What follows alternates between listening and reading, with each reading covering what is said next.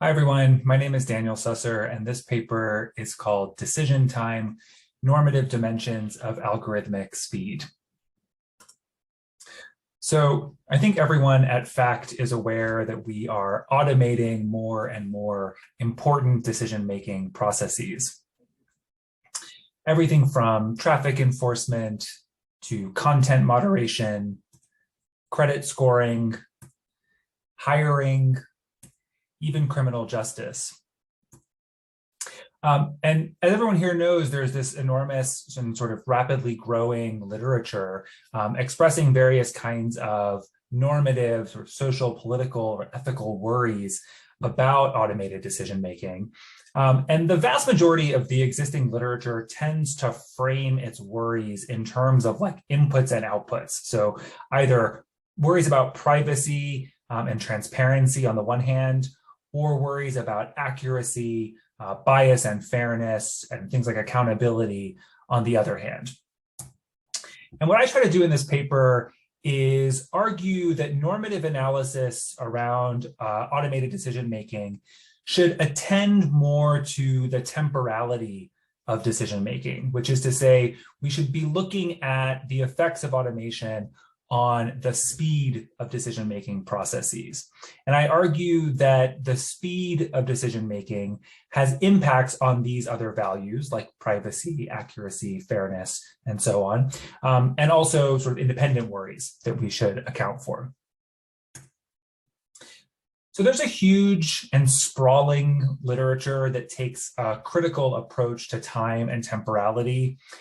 It extends through philosophy, political science, science and technology studies. And I canvass some, sort of specific selective parts of that literature in the paper in order to draw some lessons that are useful for this particular analysis. First, I argue that temporalities can be normative. We have social norms that govern how fast or slow important social processes should be. Second, and this is kind of obvious, but important to say, technology often speeds things up. This is often one of technology's sort of greatest selling points. We can make processes faster. Third, having said that, acceleration is not inevitable. So this is something that we can control. We can modulate the speed of automated decision-making. And fourth, and finally, for reasons I describe in the paper, I think questions about temporality are key to pursuing just technology, to help ensuring that technology is not a hindrance and is maybe even a help for achieving social justice. Importantly, one caveat I want to flag, I'm not arguing, I don't argue in the paper, that speeding up decision-making is in itself a problem, that algorithmic speed is just bad.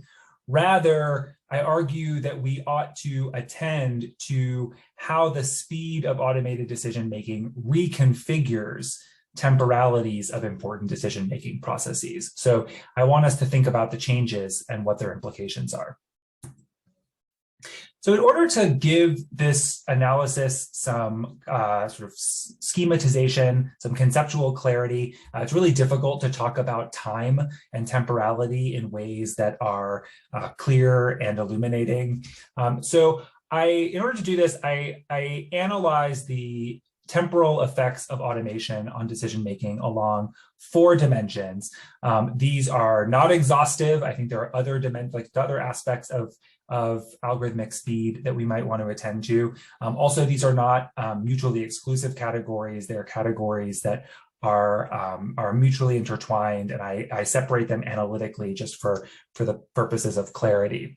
So the first is duration, where I ask how much time it takes to reach a particular decision.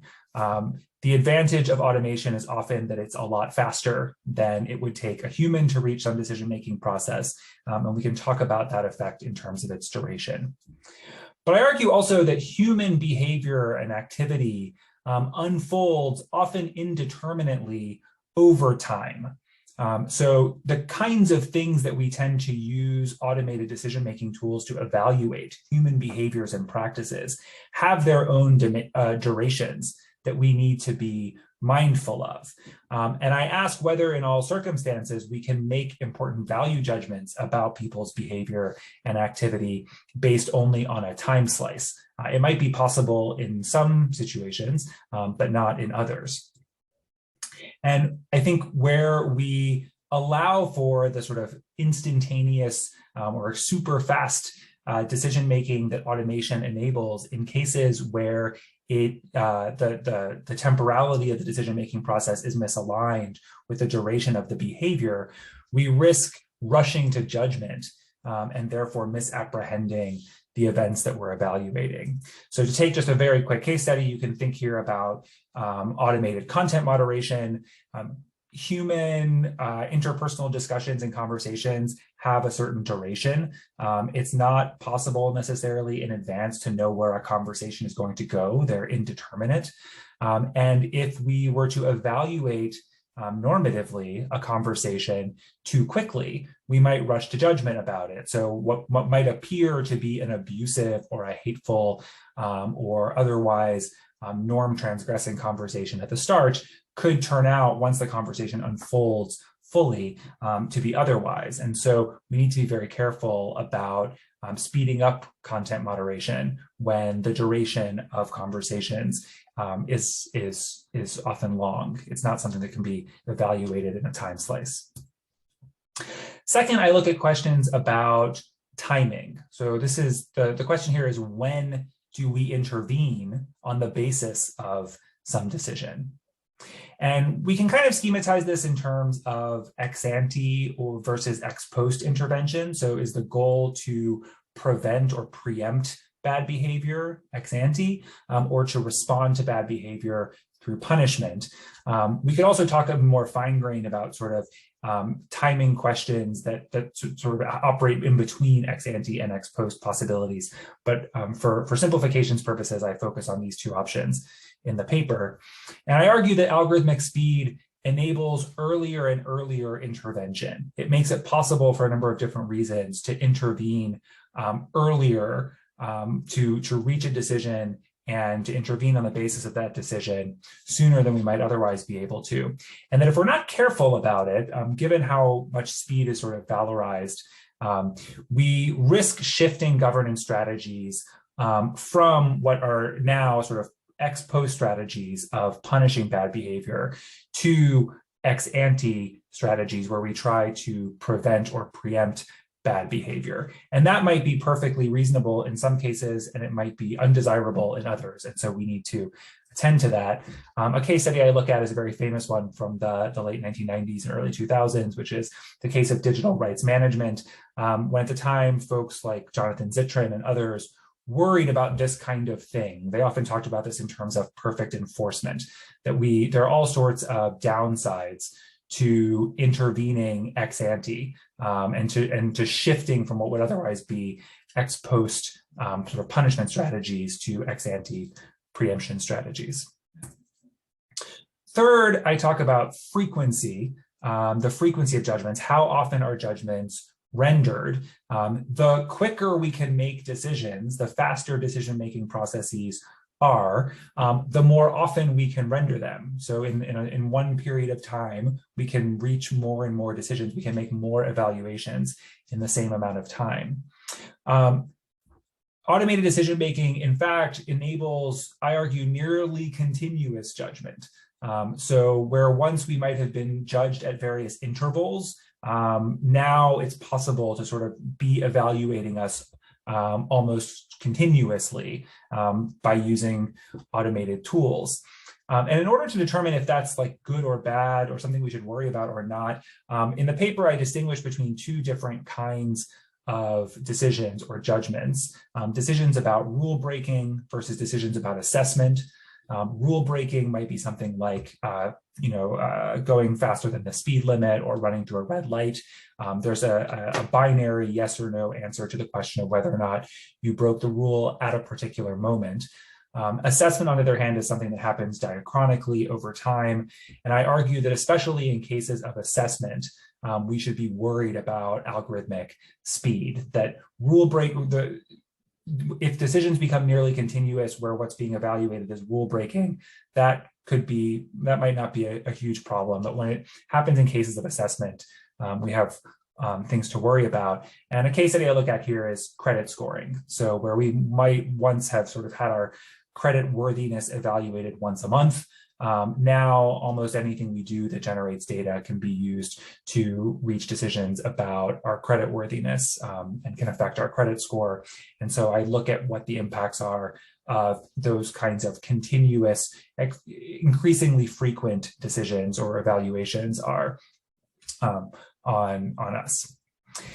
And finally, I sort of gesture at questions about lived time. So this is the subjective experience of temporality, of the speed of algorithmic decisions. How are they experienced by the judged? And I raise concerns about whether if we speed up decision-making processes, if we make them too fast, that those who are being evaluated might not understand how they're being evaluated. They might not know that they're being judged at all. I ask what might happen if people don't have time to reflect on and internalize these kinds of decisions, at least in certain, socially important contexts. And I raise some questions for discussion that I hope people will think about what it would mean to live in a world where decisions are being made about us so quickly that we can't keep track of them, we can't evaluate them, it becomes more difficult to push back and to hold decision makers accountable, and so on. Finally, after sort of exploring the effects of algorithmic speed on the temporality of decision-making processes along those 4 dimensions, I described some normative effects of those shifts. And I don't have time to go into an enormous amount of detail here. I hope you'll read the paper. But I, again, sort of schematize 4 effects. And again, this is not an exhaustive analysis. I think there are probably other kinds of effects we should worry about. But in this paper, I describe disruption, which is where we replace an existing temporal norm with a new one. I talk about recalibration, where we upend a previously settled balance of normative trade-offs. So for example, there are often trade-offs between speed and accuracy. And if we're not careful, increasing speed might decrease accuracy without us realizing it. And if we had already achieved a sort of balance between those 2 normative goals, speed on one hand, accuracy on the other, increasing speed without paying attention to it might upend or recalibrate that balance of trade-offs.